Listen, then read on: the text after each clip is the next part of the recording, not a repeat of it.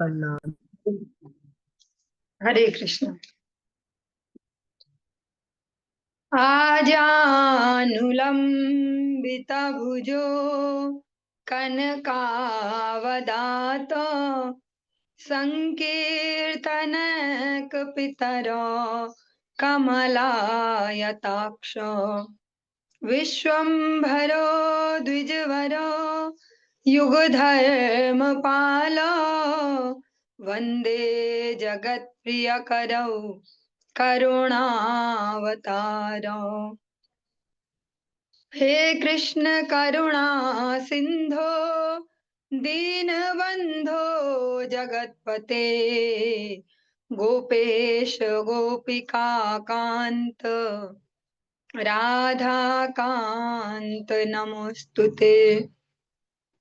तप्त कांचन गौरांगी राधे वृंदावनेश्वरी वृषभानुसुते देवी प्रणमामि हरिप्रिये। भक्त्या विहीना अपराध लक्षये क्षिप्ताश्च कामादितरंग मध्यै कृपामयी त्वां शरणं प्रपन्ना वृन्दे नुमस्ते चरणारविन्दम्। जय श्री कृष्ण चैतन्य प्रभु नित्यानंद श्री अद्वैत गदाधर श्रीवासादि गौर भक्त वृंद। हरे कृष्णा कृष्ण कृष्ण हरे हरे हरे राम राम राम हरे हरे। सर्वप्रथम भगवान के अभिन्न प्रकाश विग्रह संबंध ज्ञान प्रदाता श्री गुरुपाद पद्म पूज्य पात्र दंडी स्वामी अष्टोत्तर सत से श्रीमद भक्ति प्रसाद विष्णु गोस्वामी गुरुदेव महाराज के पावन श्री चरण कमलों में असंख्य कोटि दंडवत ज्ञापित करते हुए उनकी अहेतु की कृपा प्रार्थना करती हूँ। वे अपनी कृपा वर्षण करें जिससे निज कर्ता अभिमान भाव को छोड़कर एकमात्र उनकी वाणी के वाहक के रूप में अपना परिचय दे सकूं। परम गुरुदेव नित्य लीला पृष्ठम विष्णुवास श्रीमद भक्ति दैत माधव गोस्वामी महाराज परमेष्ठि गुरुदेव जगत गुरु भक्ति सिद्धांत सरस्वती गोस्वामी ठाकुर प्रभुपाद व समस्त गुरु परंपरा जय युक्त हों। सपार्षद श्रीमन नित्यानंद प्रभु श्री गौरहरि वृंदावन बिहारी श्री राधा गोपीनाथ भगवान जय युक्त हों। वे हम सभी पर अपनी कृपा वर्षण करें जिससे भगवान के पवित्र नाम और हरि गुरु वैष्णव सेवा में हम सभी की रुचि उत्पन्न हो सके। आज हम श्रवण करेंगे श्रीमद् भागवतम के अंतर्गत दसम स्कंद को हम श्रवण कर रहे हैं। द्वितीय अध्याय हमारा चल रहा है। इसके अंतर्गत जो 33 नंबर श्लोक से आज हम प्रारंभ करने जा रहे हैं। ओम नमो भगवते वासुदेवाय ओम नमो भगवते वासुदेवाय ओम नमो भगवते वासुदेवाय।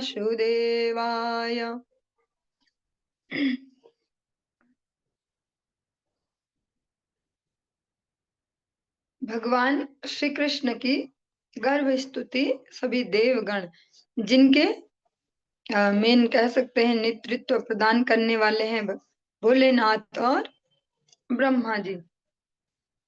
तथा नते माधव तावका क्वचित् भ्रश्यन्ति मार्गा त्वयि बद्ध सहृदाः त्वयाभिगुप्ता विचरन्ति निर्भया विनायकानीक पमूर्धसु प्रभो।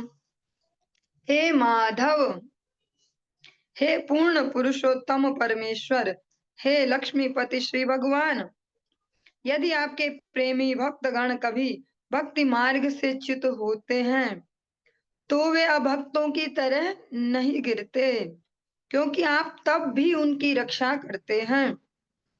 इस तरह वे निर्भय होकर अपने प्रतिद्वंदियों के मस्तकों को झुका देते हैं और भक्ति में प्रगति करते रहते हैं। न मे भक्ता प्रणश्यति, भगवान कहते हैं कौन्तेय प्रतिजानी ही, न मे भक्ता प्रणश्यति, मेरे भक्त का कभी नाश नहीं होता। लेकिन जो भक्ति पथ के साधक हैं, अलग अलग अवस्थाओं में होने के कारण कभी कभी उनकी निम्न गतियां देखी जाती है, डाउनफॉल भी होते हैं, किंतु वो इतने बड़े नहीं होते या इस प्रकार से दिखते नहीं है जैसे अभक्तों के होते हैं, क्योंकि कहीं ना कहीं भगवान तब भी उनको अपने अनुशासन में रखते हैं। भक्त जो भी अपराध करते हैं, गलतियां करते हैं, भगवान अपनी स्टाइल में उन्हें दंडित करते हैं और फिर कहीं ना कहीं उनकी भक्ति की रक्षा करते हैं। अतः भक्त हमेशा ही जो भी उनके प्रतिद्वंदी हैं, प्रतिद्वंदी मीन्स भक्तों का वैसे कोई प्रतिद्वंदी नहीं होता, क्योंकि अगर प्रतिद्वंद किसी से रखेंगे हृदय में, फिर भक्ति कैसे कर पाएंगे। फिर भी जो समझते हैं स्वयं को उनका प्रतिद्वंदी, उनके समक्ष कभी भगवान उनके मस्तक नहीं झुकने देते। और हाँ, एक बहुत बड़ी सावधानी भी, ये श्लोक हमें प्रतिद्वंद रखने की छूट नहीं दे रहा कि अच्छा ये भी ज्यादा बोलता, वो भी ज्यादा बोलता, ठाकुर जी दिखाएंगे तुम्हें, ठाकुर जी तुम्हें दिखाएंगे, ऐसा ऐसा भाव नहीं रखते, क्योंकि बस यही कहते हैं कि सबको अपने अपने कर्मों का फल अवश्य भोगना ही होता है इस जगत में, तो जिसके जैसे हो भगवान हमें वैसा फल देंगे। इस भावना से नहीं कहते कि अच्छा आप देखना हमारे ठाकुर जी तुम्हारा क्या करते हैं, ऐसा ये बोले हे ठाकुर जी देख लो, ये ऐसा कर रहे हैं, आप ही देखना, आप ही देखना। हाँ, उसको धीरता से ही लेते हैं। ये कर्मों का साइंस है, कर्मों का विज्ञान है। जो सूक्ष्मता से कर्मों के विज्ञान को समझने लगता है वो इस जगत में ज्यादा एफर्ट नहीं लगाता, क्योंकि जितना अधिक हम दूसरों से अपने कर्म फलों की जो रज्जु है रस्सियां बांधते जाएंगे, इससे झगड़ा करो, इससे करो, इससे सबसे रस्सियां बांधते चलेंगे, तो फिर भगवत चरणों तक पहुंचना बहुत ही मुश्किल हो जाएगा। इतनी सारी रस्सियां जिस पे बंधी हो, वो कैसे उड़ान भर पाएगा। अतः कहीं कहीं पर क्षमा मांग लेनी चाहिए। ये तो आप सभी एक डायलॉग के रूप में सब जानते हैं, अलग अलग जगह सोशल मीडिया वहां सब घूमते ही रहता है, कुछ को हमने माफ कर दिया, कुछ से माफी मांग ली, ऐसे शब्द घूमते हैं। पर ये वास्तव में पावरफुल, अगर समझ पाए सम्यक रूप से कि जो कर्म फलों की रस्सियां उनको हमेशा ढीला, उनको खोल देना ही सही है। अगर लगता है कि गलती सामने वाले की है पर ये मानने को तैयार नहीं, तो अपने ही मन से थोड़ा बड़प्पन दिखाइए, जा भैया मैंने तुझे फ्री किया। क्योंकि अगर उससे बांध के रखेंगे वो तनातनी, वो अदृश्य रस्सी, वो होती तो अदृश्य पर बहुत मजबूत होती है, हमें पुनर्जन्म लेने पर मजबूर कर देती है, हिसाब चुकाने के लिए वापस आना पड़ेगा। अतः अगर सामने वाले के समझ में आए तो ठीक है, ना आए तो थोड़ा सा ऐसा ही ईगो कर लो कि हम ही बड़े, हम ही ज्यादा समझदार, जा भैया तुझे माफ किया। या कहीं पे कोई सीन हो कि भैया माफी मांगो, माफी मांगो, और गलती ना हो, लगे ज्यादा ही तनातनी, तो ठीक है जी माफ कर दीजिए। क्योंकि कर्म फलों का जो विज्ञान है बड़ा प्रबल है, जो हमें अनेक अनेक शरीरों में भटकाता है। और अगर अपने कर्म फलों की वजह से शरीर बदलते रहेंगे, भगवत सेवा में कम नियुक्त हो पाएंगे। इसलिए यहाँ सब कुछ ढीला करते चले। सत्वं विशुद्धं शयते भवान् स्थितो शारीरिणाश्रेय उपायनं वपुः वेद क्रिया योग तपा समाधिभिस्तवार्हणं येन जनः समीहते। हे परमेश्वर, पालन करते समय आप भौतिक प्रकृति के गुणों से परे दिव्य शरीर वाले अनेक अवतारों को प्रकट करते हैं। जब आप इस तरह प्रकट होते हैं, तब जीवों को वैदिक कर्म यथा अनुष्ठान, योग, तपस्या, समाधि, आपके चिंतन में भावपूर्ण तल्लीनता में युक्त होने की शिक्षा देकर उन्हें सौभाग्य प्रदान करते हैं। इस तरह आपकी पूजा वैदिक नियमों के अनुसार की जाती है। जो विधि मार्ग की भक्ति है उसका वर्णन है। मन मर्जी की भक्ति शास्त्रों में कहीं पर भी नहीं बताई गई। जैसा हम सुनते हैं हमारे तो ऐसे ही चलता, हम तो ऐसे ही करते हैं, हम ऐसे ही करते हैं, लेकिन जो वैदिक भक्ति है पहले उसमें सारे अनुशासनों को पालन करना होता है। और स्पष्टतया कहा गया कि आप अनेक अनेक अवतार ग्रहण करते और ऐसी शिक्षाएं प्रदान करते कि की कैसे जाए भक्ति। भगवान श्री रामचंद्र स्वयं मनुज रूप में यहाँ करके दिखाते कि ऐसा जियो जीवन। भगवान श्री गौरचंद्र अपने जीवन में करके दिखाते ऐसा जियो जीवन। हाँ, तो मन मर्जी वाला यहाँ पर नहीं है। और मन मर्जी से जो प्रोसेस चलेंगे तो रिजल्ट्स मन मर्जी के नहीं आएंगे। हम अपने अपने आप भाव कर ले, मैं भी हो गई जी कर्मा बाई और मैं भी आज से दांत दूं तो है नहीं, पर ब्रश है, ब्रश का हैंडल है, उससे ही घुमाए, खिचड़ी पकाए, ठाकुर जी को खिलाए, तो वो नहीं चल पाएगा, क्योंकि वो मन मर्जी की भक्ति है। जिन कर्माबाई को ऐसा देखते हैं, उन्होंने बचपन से लेकर एक अनुशासित जीवन जिया है गुरु के मार्ग निर्देशन में। फिर वो दिव्य भाव अवस्था में उस प्रकार से भगवान के लिए करती हैं। वो खिचड़ी अपने लिए नहीं पका रही है वो, कि तब मैं खाऊंगी, भोग लगाने के बाद मैंने खानी है।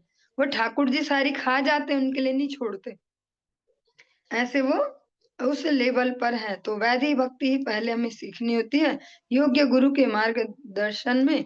मीराबाई का अधिकतर एग्जाम्पल देते, मीराबाई ने सारी लोक लाज छोड़ी, ऐसा किया वैसा किया, पर वो उस वे में नहीं है जैसा हमें सुनाया जाता है, जैसा हम समझते हैं कि वो तो शायद कोई रूल फॉलो नहीं करती होगी घर में, ऐसा तैसा। मीराबाई का जो भगवान में निष्ठा वो है परिपक्व।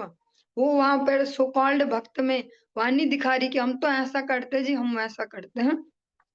मीराबाई के जीवन के अनेक अनेक ऐसे पक्ष हैं जिनको जगत में शो नहीं किया जाता। कोई कोई ग्रंथों में या कोई ऐसे साहित्य है जो उसके बारे में बताते हैं कि एज ए रानी भी उनके वो कितने सारे कर्तव्यों को और किस प्रकार से संपूर्ण करते हैं। और हमारा उस प्रकार का भाव कभी नहीं हो सकता कि हम सोचें कि मैं भी मीरा हो गई। ऐसे अलग अलग से भजनों के नाम पे बहुत सारे सॉन्ग हैं कि मीरा ऐसा, एक मीरा एक राधा, ऐसा ऐसा कुछ कुछ। लेकिन हम मीरा जैसे किसी विग्रह में समा नहीं सकते कि गए द्वारिकाधीश में और बस समा गए। हाँ, हम तो वहीं पे ठोकर खा के, टक्कर खा के गिर जाएंगे, सर फूट जाएगा, हम मीराबाई नहीं बन पाएंगे। तो पहले वैधि भक्ति का अनुशासित रूप में पालन करना होता है, यानी हवा में ही खो जाए। हाँ, जैसे अनेक अनेक भक्त सोचते हैं जब भक्ति में आते हैं कि शायद भक्ति इसको बोलते, सब संसार उनसार छोड़ के और बस डूब जाते हैं जी कहीं, बस इसी में ही लगे रहो, खो जाए। अगर श्रवण कर रही हो माता जी तो बुरा ना माने, श्रवण कर रही होंगी जो भी है। तो उसको भक्ति नहीं कहते कि बस हम तो खो गए जी। भक्ति उसको ही कहते हैं कि जो भी भगवान ने स्थितियां परिस्थितियां हमारे समक्ष दी हैं, उनको ठाकुर जी का प्रसाद मान के उनको सम्मान दें और यथा योग्य उनमें व्यवहार करें दृढ़ता से। और भक्ति एक दो दिन की नहीं है कि आज तो खो गए, आज दिन भर हमने कीर्तन ही सुने और अलग अलग यूट्यूब चैनल पे कीर्तन सुने और किसी में हंसे किसी में रोए और हम तो भक्त हो गए जी। भक्ति उसको कहते हैं कि अनेक अनेक अनुकूलताओं में भी स्थिर रहना, अनेक अनेक प्रतिकूलताओं में भी स्थिर रह पाना। सुख दुखे समय कृत्वा लाभा लाभो जया जयो, भगवान श्री कृष्ण भगवद गीता में कहते हैं, जो साम्य की स्थिति में रहता है हर परिस्थिति में। यही यहाँ पर देवगण कह रहे हैं कि आपके चिंतन में भावपूर्ण तल्लीनता, जो श्रेष्ठता आध्यात्मिकता की, वो सब भी आप यहाँ सौभाग्य प्रदान करते हैं जीवों को, शिक्षा देते हैं उन्हें कि कैसे किया जाए इसको। या मन मर्जी से नहीं, हम तो ऐसा मानते हैं ठाकुर जी को, हम ऐसा मानते हैं, हम ऐसा कर लेते हैं और वैसा कर लेते हैं। हम वैधि भक्ति अपने गुरुदेव के संरक्षण में, उनके अनुशासन में दृढ़ता से पालन की जाती है। अनेक अनेक जन्मों का कलमस लिए हम घूम रहे हैं, हम सभी को अपनी वास्तविकता पता चल जाती है अगर घर में कोई ना हो और पूर्ण स्वतंत्रता है कि फोन भी चला सकते हैं, टीवी भी चला सकते हैं, कुछ भी कर सकते हैं। ऐसे समय में हम दृढ़ता से बैठ के ठाकुर जी की कोई सेवा कर रहे हो, ये नाम जप कर रहे हो कि चलो आज जोर जोर से कुछ कीर्तन किया जाए। हाँ, तो ऐसे बहुत सारे पैरामीटर है जिनसे हम चेक कर सकते हैं। क्योंकि जब भीड़ भाड़ होती है तो भक्ति करना थोड़ा मजेदार हो जाता है, हाँ, दिखाने के लिए भी हो जाता है कि हम हैं भैया, करते हम सुबह शाम घंटी बजाते हैं, आरतियां करते हैं, ऐसा ऐसा। तो पहले अनुशासित जीवन वो बहुत दृढ़ है। जन्मों जन्मों का कलुषता जो है वो इतनी जल्दी नहीं मिट सकती कि हमें 2-4 दिन हुए, 2-4 महीने साल हुए और हम हो गए जी शुद्ध भक्त भाव में ही रहते हैं हमेशा। बहुत मुश्किल है। कब हमारा प्रारब्ध कैसे जोर मारेगा कुछ नहीं पता। इसीलिए अब सतत युक्ता नाम निरंतरता चाहिए अनुशासन की। कभी भी हम स्वच्छंदता से भक्ति ना करें, हमेशा अनुशासित जीवन में रहें, तब जाके भगवत कृपा से हाँ जन्म या घिसते घिसते हाथ पैरों को भगवत सेवा में घिसे, शरीर को, बुद्धि को, मन को, फिर जाके जब भगवान की कृपा होगी, भाव बिंदु देह रखा पर, तब जाके कुछ भाव राज्य का कुछ भगवान हमें उपलब्ध कराएंगे। वो आर्टिफिशियली वाला नहीं, हमने ऐसा वाला कीर्तन चलाया, वो वाले बहुत भाव से गाते उनका चलाया और हम रो रहे हैं जी। अब तो हो ही तो चुके हम भक्त, हम तो रोते भी हैं। और गलती से कोई देख ले तो वो तो फिर घोषित ही कर देगा, ये तो मीराबाई ही हो गई, ये तो ऐसी ही हो गई। हाँ, तो पहले वैदिक भक्ति अत्यंत आवश्यक है, दृढ़ता से अनुशासित एक आचरण करना, कि अनुकूलता प्रतिकूलता इनको पचा पाए, ठीक से आचरण कर पाए। सत्वं न चेद्धातरिदं निजं भवेद, विज्ञानं ज्ञान विदापमार्जनं, गुण प्रकाशैरनुमीयते भवान्, प्रकाशते यस्य च येन वा गुणः। हे सर्व कारणों के कारण ईश्वर, यदि आपका दिव्य शरीर भौतिक प्रकृति के गुणों से परे ना होता, तो मनुष्य पदार्थ तथा अध्यात्म के अंतर को न समझ सकता। आपकी उपस्थिति से ही आपके दिव्य स्वभाव को जाना जा सकता है, क्योंकि आप भौतिक प्रकृति के नियंता हैं। आपके दिव्य स्वरूप की उपस्थिति से प्रभावित हुए बिना आपके दिव्य स्वभाव को समझना अत्यंत कठिन है। हम सोच सकते हैं, मानसिक चिंतन कर सकते हैं, दिमाग चला सकते हैं, ऐसे हैं भगवान, वैसे हैं भगवान। हाँ, हम अब समझ गए, बहुत श्रद्धा है अब हमारी ठाकुर जी में ना, अब तो हम बस हो गए, एक निष्ठ भी हो गए, ऐसे भी वैसे भी। लेकिन जब परिस्थितियां पड़ती हैं जीवन में, आती हैं अलग अलग से, कैसे भी आ सकती हैं, शारीरिक लेवल पर, मानसिक लेवल पर, इमोशनल लेवल पर, तब इस सब की चेकिंग हो जाती है और ये होते ही रहती है, क्योंकि इससे ही हमारा ईगो मैनेज्ड रहेगा। और ईगो सबसे बड़ा जो प्रतिरोध है, रेजिस्टेंस है भगवत भक्ति में। तो भगवान अलग अलग परिस्थितियां बदल के, ऊपर नीचे, उठा पटक करके हमको फिट करते रहते हैं, सारी हवा बाहर निकालते रहते हैं, कि हवा वाला गुब्बारा ज्यादा अच्छा नहीं, फूलता फूलता रहता है। आपकी उपस्थिति से ही आपके दिव्य स्वभाव को समझा जा सकता है।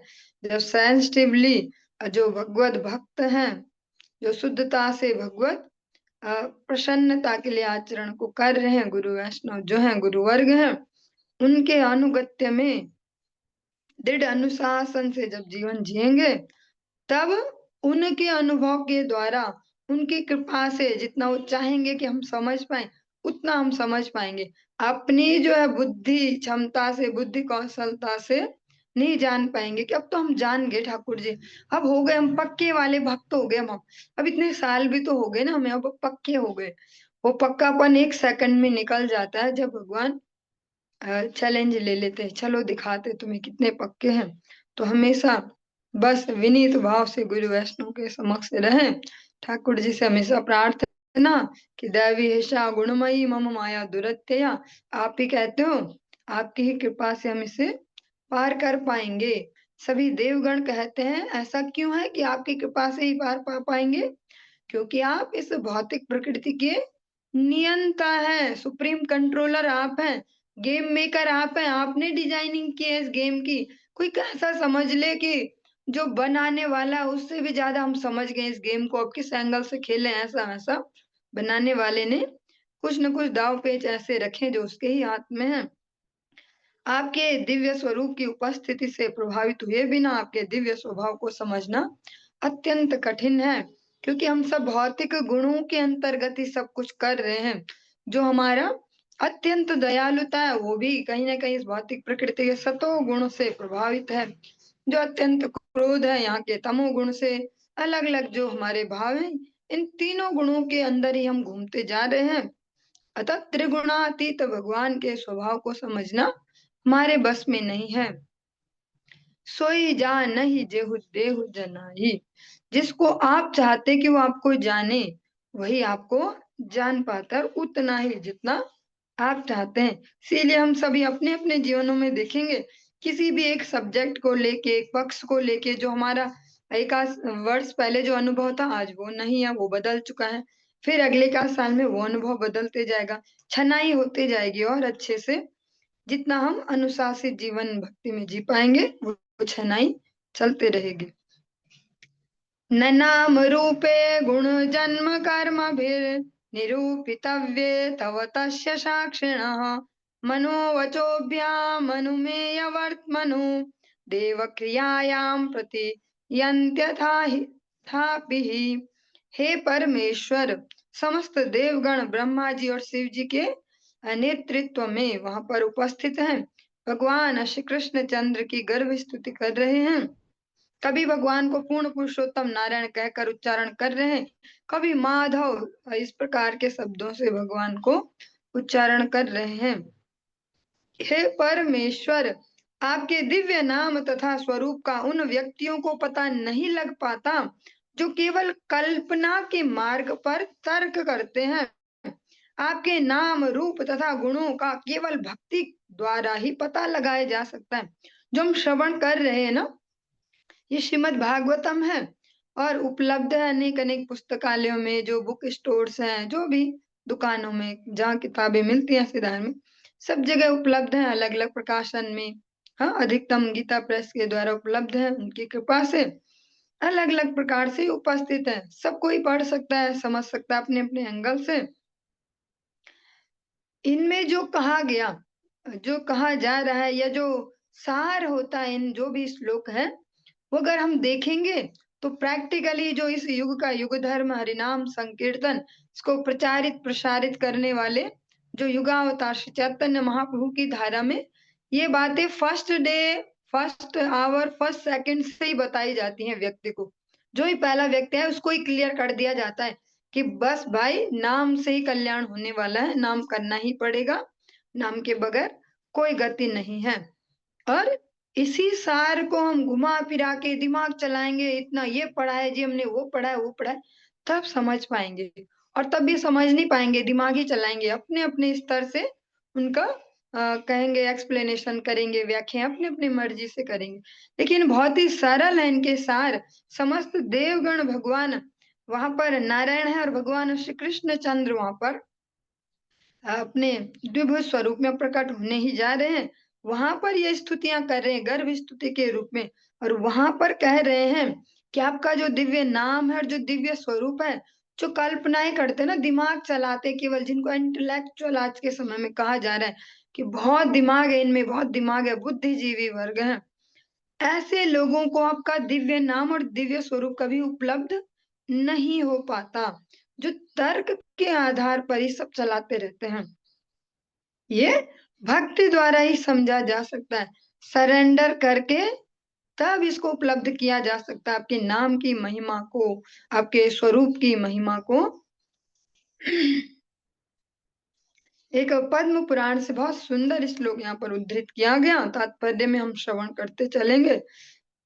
अतः श्री कृष्ण नामादिना भवेद ग्राह्यम इंद्रिय सेवोन्मुखे ही जिह्वादो स्वयमेव स्फुरत्यदः। मनुष्य अपनी भौतिकता से दूषित इंद्रियों के द्वारा श्री कृष्ण के नाम रूप गुण तथा लीलाओं की दिव्य प्रकृति को नहीं समझ सकता। जिन भौतिक इंद्रियों से हम निरंतर 24 घंटे कुछ न कुछ इंद्रिय विषय ग्रहण करते रहते हैं। 24 घंटे कैसे? जब शयन की स्थिति में शांत प्राय है, लगभग शांत है, तब भी हमारा जो मस्तिष्क है, जो मन है, वो एक्टिव है, और सपनों में भी इंद्रिय तर्पण कर रहा है अलग अलग प्रकार के। सपने में भी रसगुल्ले खाए जा रहे हैं, सपने में भी डांस करने जा रहे हैं, ऐसा है वैसा है। जो 24 घंटे जिन इंद्रियों से हम जड़ीय विषयों को ग्रहण कर रहे हैं, उन इंद्रियों से इंद्रियातीत जो श्री भगवान है, उनके नाम रूप गुण लीलाओं की दिव्य प्रकृति को नहीं समझा जा सकता।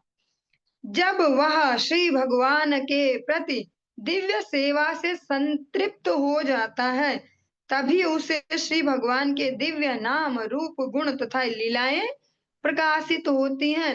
वो आर्टिफिशियली नहीं आंख बंद की और हम सोचने लगे अच्छा ठाकुर जी आ रहे वहां पे से राधा रानी बैठी है ऐसा ऐसा ऐसा ऐसा हमने आंख बंद की और हम खुद ही सोचने लगे। तो कहीं ना कहीं वो जो आज तक हमने देखी है बचपन से अभी तक जो चलचित्र जो मूवीज जो भी नाटक वाटक ऐसा ऐसा उसके हिसाब से हम इमेजिन कर पाएंगे कि ऐसे ठाकुर जी सजे धजे ऐसे राधा रानी ऐसे वो एक्सप्रेशन दे रहे। हाँ, क्योंकि हमने 24 घंटे और जब से मीन अनंत काल से किसी न किसी शरीर में तो हमेशा रहे ही हैं और सूक्ष्म शरीर तो हमेशा रहा ही है। तो हमेशा इंद्रिय तर्पण किए ही इंद्रिय विषयों का संग्रह किया ही किया है। तो अतः इनसे हम भगवान के नाम रूप गुण लीलाओं को नहीं समझ पाएंगे। जब और एक ही कंडीशन यहाँ पर दी है एक ही शर्त लागू है। कैसे समझ पाएंगे? श्री चैतन्य चरितामृतम में श्री कृष्णदास कविराज गोस्वामी जी कहते हैं सेवोन्मुखी जीवा हवे हरि नाम। जो अपनी इन ही जड़ इंद्रियों को जिनसे आज तक भर भर के इंद्रिय विषयों का संग्रह किया है और देखते हैं वहाँ बहुत अच्छी ना उनका बहुत अच्छा बगीचा है वहां पे बहुत सुंदर सुंदर फूल है वहां बहुत अच्छे लगते हैं वो। अच्छा वो बहुत अच्छा है उन्होंने घर बहुत बढ़िया बनाया हम देख के आए थे।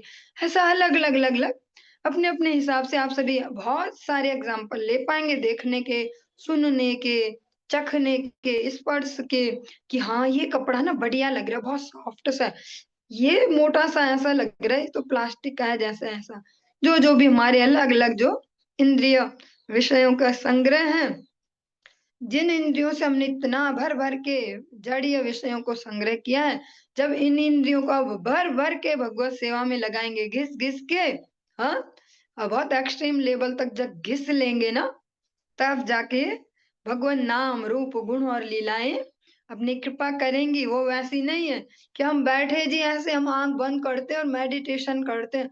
हाँ मानसिक चिंतन करते हैं हम बैठ के यहीं से यहाँ यहीं से ही सोचते हैं कि हम तो बैठ गए राधा कुंड के तट पे और वहां ठाकुर जी ऐसे वहां राधा रानी ऐसे ऐसा ऐसा वैसा नहीं हो पाता। प्रैक्टिकली इन शरीरों को इन इंद्रियों को घिस घिस के सेवा में लगाना पड़ता है। जब घिस घिस के सेवाएं करेंगे तो इंद्रियों का जो मल है जो दूषण है जो गंदगी है वो घिस घिस के ही जाएगी। ये तो हम जानते हैं इस जगत में कोई बर्तन हो कोई कपड़ा हो कुछ भी है जो बहुत ज्यादा गंदा घिस घिस के ही शुद्ध होता है। इन इंद्रियों को भी जब हम घिस घिस के भगवत सेवा में भगवत जनों की सेवा में लगाएंगे तब ये उन दिव्य अनुभवों को ग्रहण करने लायक बनेंगी। आर्टिफिशियली नहीं कि दौड़ो जी वृंदावन और फिर दौड़ो जी अगले महीने फिर वृंदावन फिर दौड़ो जी वृंदावन। हाँ फिर वहां हम घूमेंगे और बढ़िया से माला गले में लटका के सबको दिखेगा ये तो भक्त है ये लोग भक्त है ये लोग। और जितना हमने थोड़ा बहुत एक तो नाम जप करके कुछ संग्रह किया वो भी एनर्जी गायब। जितना सब सोचेंगे भक्त है ये लोग हरे कृष्णा जी राधे राधे भक्त है ये लोग इतना बस जाए धाम में भी अपना मन का ही विलास करेंगे कर्णों का ही विलास करेंगे बहुत आनंद आता है जी धाम में ऐसा घूमते हैं वहां ठाठ से ऐसा ऐसा घूमते हैं।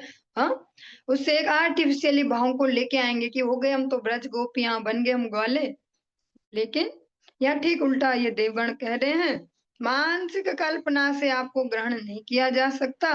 पद्म पुराण स्पष्ट कह रहे हैं जब इन्हीं जड़ीय विषयों को जो संग्रह करती है ये इंद्रियां इनको जब भगवत सेवा में घिस घिस के लगाया जाता है तब जाके वो दिव्य नाम रूप गुण लीला अपनी कृपा करते हैं उस जीवात्मा पे तब उनको कुछ उपलब्धि देते हैं। वो वैसा नहीं है कि हम अपने आप से बस हम तो सज गए जी गोपी ड्रेस अब तो इजीली मिल जा रही है। पर्टिकुलरली ठप्पा भी लग गया कि इसको गोपी ड्रेस ही कहते हैं इसको पहनते गोपी बन जाते हैं शायद। और हमने तो खरीद ली वहां सस्ती मिल रही थी वहां ऐसा था वहां ऐसा और हमने पहन लिया और प्रभु जी होना भी बहुत इजी है। तो धोतियां भी इतनी इजीली मिल जा रही हैं और ऐसे बढ़िया बढ़िया कुर्ते और हम तो बन गए जी भगवत भक्त। अब तो लीलाएं हमारे हृदय में ऐसे तैरती ही जा रही हैं भगवत लीलाएं। लेकिन वो एक रॉन्ग वे है। सही वे यही है कि जितना इजियर जीवन को किया जाए जितना इजी होते जाए और जितना इन जड़ीय इंद्रियों को घिस घिस के भगवत जनों की सेवा में भगवत सेवा में तो कैसे लगा पाएंगे अभी लेकिन भगवत जनों की सेवा में क्योंकि वे अत्यंत दयालु होते हैं हमें सेवा का अवसर देते हैं। फिर अपनी इंद्रियों की उस कलुषिता को धो पाएंगे। बिना धुले उपलब्धि कभी नहीं हो पाएगी, चाहे वो समय से नहीं है, इतने वर्ष हो गए, इतने जन्म हो गए, अनेक जन्म जन्म भी जिनको हो जाते हैं, वे भी अलग अलग अभिमान करके भटकते हैं। ज्ञानी जन है, योगी जन है, अनेक अनेक जन्मों में भी भटकते हैं। ऐसा बहुत ही संवेदनशील सा प्रसंग नित्य लीला पुरुष श्री भक्ति प्रज्ञान केशव गोस्वामी महाराज जी, उनके बहुत सुंदर सा एक ग्रंथ है, वैष्णव विजय नाम से पहले वो उसको दे रहे थे, फिर मायावाद की जीवनी नाम से दिया। उसमें अनेक अनेक जो सो कॉल्ड बहुत बड़े बड़े योगी जन माने जाते हैं इस जगत में, ऐसे जो मायावादी जो हुए हैं, उनके अलग अलग जीवनों का भी वर्णन करते हैं।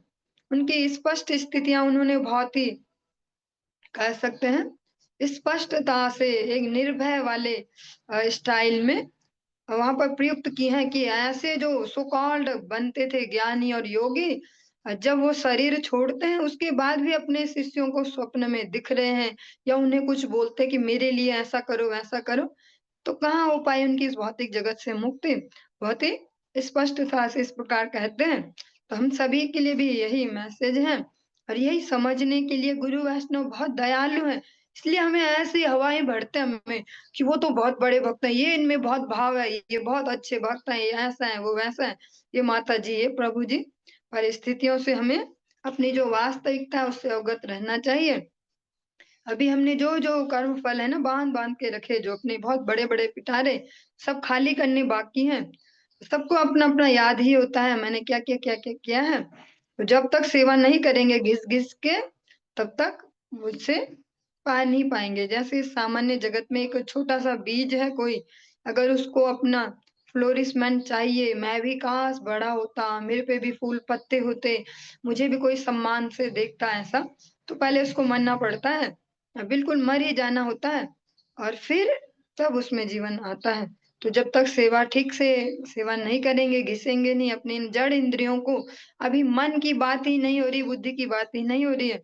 मन और बुद्धि को तो आर्टिफिशियली कोई लगा ही नहीं सकता, तो इतने पावरफुल है। पर जो हाथ पैर शरीर ये हमारे बस में है अभी लगाना, इनको अगर अच्छे से घिस घिस के लगाएंगे तभी कुछ उपलब्धि ले पाएंगे।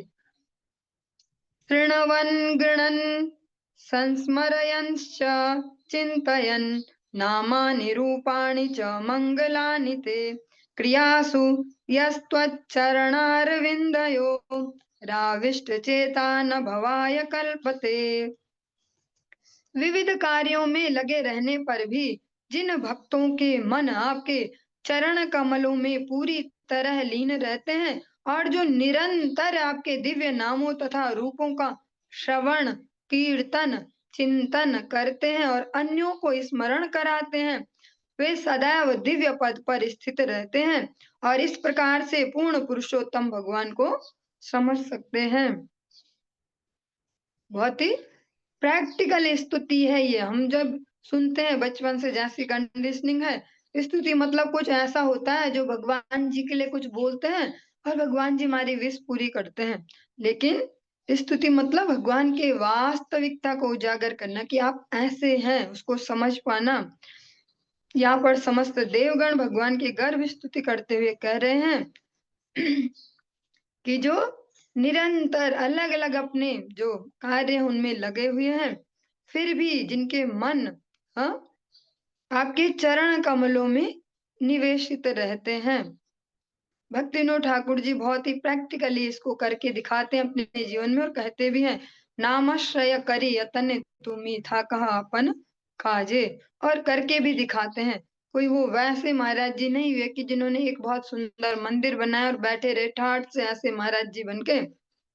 भक्ति विनोद ठाकुर जी लास्ट मोमेंट तक भी भगवत सेवा में लगे रहे, जीवों को किस प्रकार भगवत मार्ग की ओर लगाया जाए इसमें हमेशा लगे रहे। यही यहाँ पर देवगण कह रहे हैं, जो हमारी समस्त गुरु परंपरा है, अगर हम उनके उनके आचरणों को भी सुने पढ़े समझें, जैसा कि आप सभी प्रैक्टिस कर रहे हैं सायकालीन कक्षाओं में, उनमें से ही हम अपने मंगल के लिए बहुत कुछ ले लेंगे, उतना ही हमारे लिए इनफ हो जाएगा। क्योंकि हम ऐसा कुछ नया नया नया नया सुनते जाए, हाँ ये भी बढ़िया लगा ये भी बढ़िया लगा, पर उसको अप्लाई ना कर पाए, फायदा नहीं ले पाए, तो फिर ज्यादा इसमें विद्वत्ता नहीं है। समस्त देवगण कह रहे हैं कि जो अलग अलग अपनी जो क्रियाएं हैं, जो कर्तव्य उनमें लगे हुए हैं, फिर भी मन को आप में लगाए हुए हैं, जिसको भगवान भी कह रहे हैं स्पष्ट, मन मना भव, मन मुझे दे दो। हाँ, तस्मात् सर्वेषु कालेषु मां मनुस्मर युद्ध च, मेरा स्मरण करते हुए अपने युद्ध करो। युद्ध करने को मना नहीं किया कि युद्ध ना करें, पर मां मनुस्मर युद्ध च, जो निरंतर आपके दिव्य नामों रूपों का श्रवण कीर्तन चिंतन करते हैं और अन्यों को कराते हैं। हाँ, मत चित्ता मदगत प्राणा बोधयंता परस्परम कथयंतश्च माम नित्यम तुष्यन्ति च रमन्ति च। भगवान ऐसे भक्तों का अपने मुखारविंद से भी स्वयं अर्जुन जी को श्रवण करवाते कि ऐसे होते मेरे भक्त, वे सदैव दिव्य पद पर स्थित रहते हैं, हमेशा दिव्यता के एक लेवल पर रहते हैं। वे ऐसे निचले पायदान पर नहीं रहते हैं, कोई भी छेड़े तो वहीं पे उनके सारे इमोशंस बाहर निकल पड़े, वहीं पे सब ऐसा अलग अलग जो भी भावनाओं का अतिरेक है। और इस प्रकार से पूर्ण पुरुषोत्तम भगवान को समझ सकते हैं। और जो व्याख्या इसमें फिर से एक बहुत ये पद्म पुराण का ही श्लोक, जिसको हमने लगभग 2-3 दिन पहले इसी कक्षा में सभी ने श्रवण किया, फिर से हम एक बार श्रवण करते चले। इसीलिए स्पष्ट शास्त्रों में निषेध किया गया कि जो अवैष्णव हैं, जिन्होंने भगवान नारायण को जीवन समर्पित नहीं किया है, उनके मुख से भगवान की कथा ना सुनी जाए। अवैष्णव मुखोदगीर्णम पूतम हरिकथामृतम श्रवणम नैव कर्तव्यम सर्पोच्छिष्टम यथा पयः। जिस प्रकार से दूध अमृत तुल्य है, जो गौ दुग्ध है, पर सर्प ने अगर जूठा कर दिया तो अब उसको फेंकना ही पड़ेगा, और वो भी ऐसी जगह जहां हमें कोई नुकसान ना करे। ऐसे ही जिन्होंने एकमात्र भगवत चरणों का आश्रय नहीं लिया है, जो ये भी करते हैं और वो भी करते हैं और वो भी और सब कुछ कर लेते हैं, जो बोलते हैं वही कर लेते हैं, ऐसे जो व्यक्ति हैं उनके मुख से कभी भी कथा श्रवण ना किया जाए।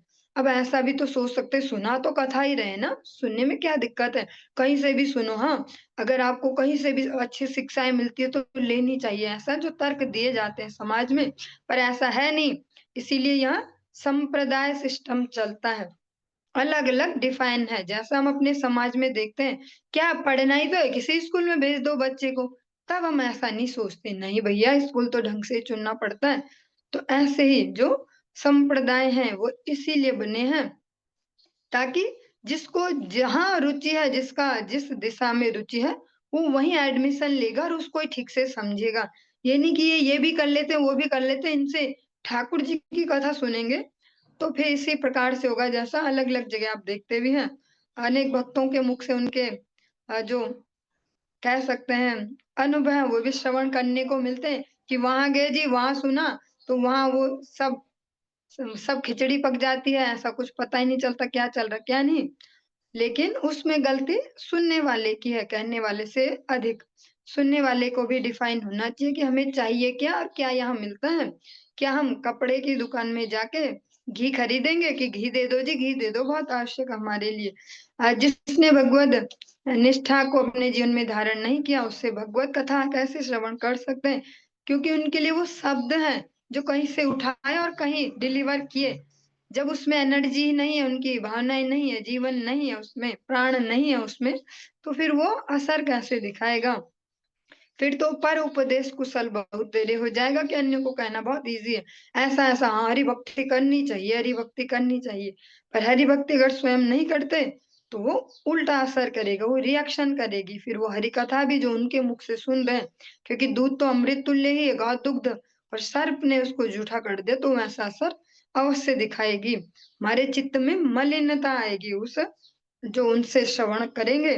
पद्म पुराण में बहुत सुंदर सुंदर उपदेश मानवों के लिए दिए गए हैं, और जो हमारे षड गोस्वामी गण है, अधिकतर पद्म पुराण के अनेक अनेक उदाहरण प्रस्तुत करते हैं।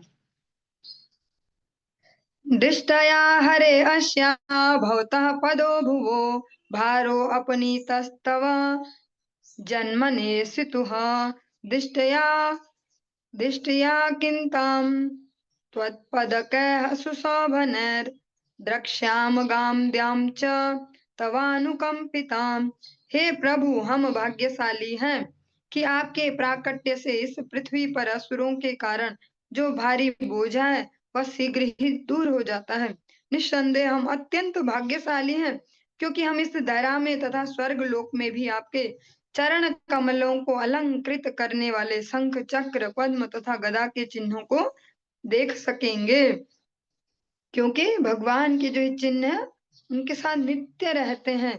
भगवान जब धराधाम में मनुष्यों के मध्य आकर भी लीला करते हैं, तभी भगवान अपने न दिव्य चिन्हों से, और ये दिव्य चिन्ह भगवान के चरण कमलों में अंकित रहते हैं।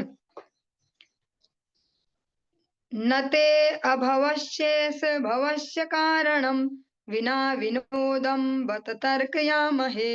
भवो निरोधः स्थितिरप्यविद्यया कृता यतस्त्वय्या भयाशयात्मनि।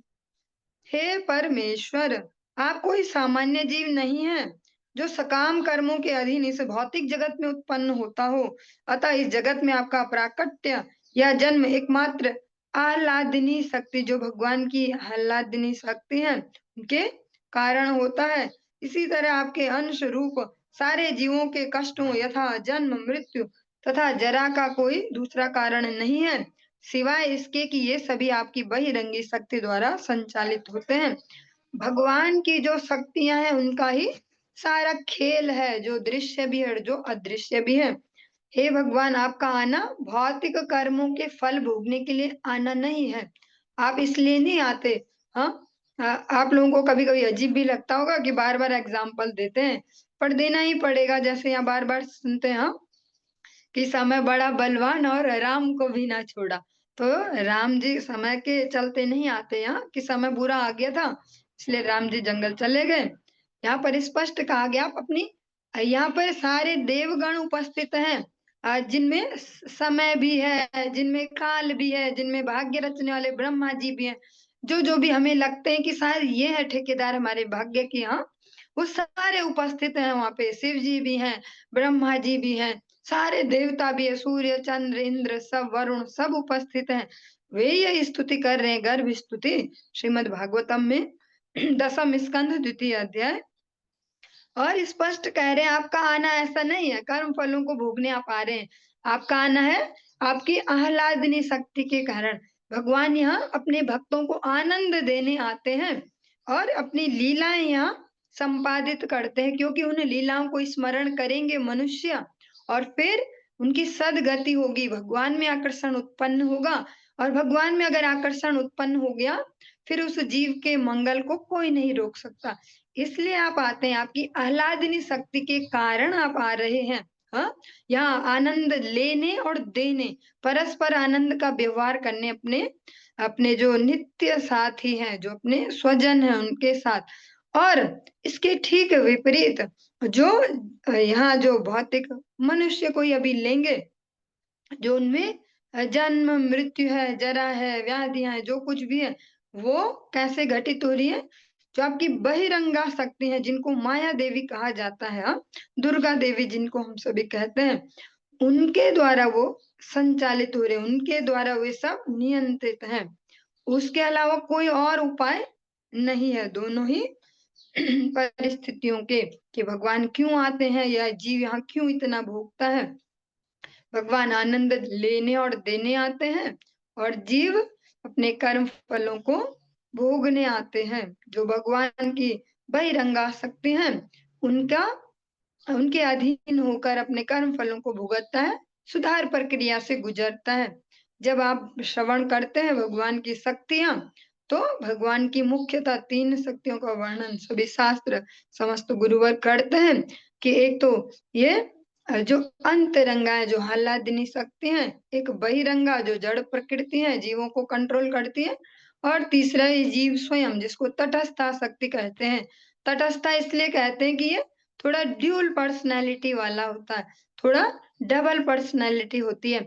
अगर इधर भक्त मिल गए तो भक्त भी बन जाता है, और इधर थोड़ा और मस्त मिल गए तो मस्त भी बन जाता है जगत में, इसलिए इसको तटस्था कहा जाता है।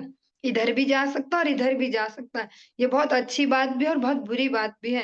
हम अगर इसका बेनिफिट ले पाएंगे तो बहुत अच्छी बात है, वरना इसके साइड इफेक्ट भी हैं कि हम कभी भी हम ऐसे सोच लें हम इतने साल हो गए भक्ति राज्य में ऐसे-ऐसे बढ़िया-बढ़िया, लेकिन तटस्था शक्ति है, हम हमेशा स्मरण रखना पड़ेगा। कभी भी इधर भी जा सकते हैं। क्या पता किस वे में कौन-सा अट्रैक्शन आए और हमें लगेगा ये तो भक्ति है और भगवान की प्रसन्नता है और फिसल गए। तो इस प्रकार से समस्त देवगण यहाँ पर वर्णन कर रहे हैं और इससे आगे हम जो ये स्तुति है इसको कल श्रवण करेंगे। आज के इस प्रसंग को यहीं पे विश्राम देंगे। हरे कृष्णा।